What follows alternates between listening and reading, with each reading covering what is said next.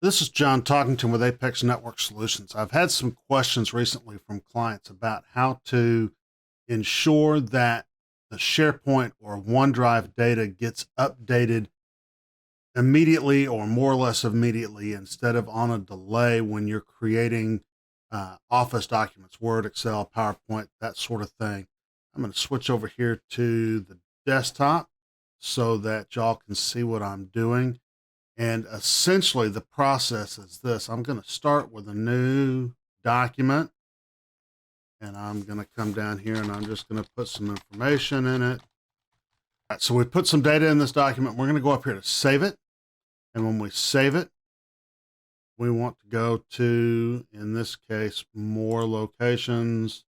And I want to go to my SharePoint site.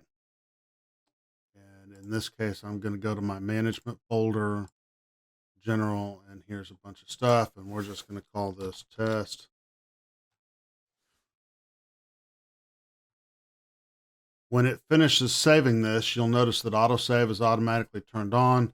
It's actually saving this document directly to the SharePoint site and not saving it to my hard drive first. And so if I go over here to my connection to that, we'll notice here that that test doc says it's syncing. It's not yet here on the hard drive, right? So the question then becomes, what's the best way to open this file back up again? So I'm going to go over here and I'm going to close this file. And we're going to reopen it. I could just reopen it off of the list, but I want to make sure we see how to do that with a document we haven't used recently. So if we go to open and we go to sites and to management, documents, and general, there's our document. We open it from there instead of doing it through File Explorer.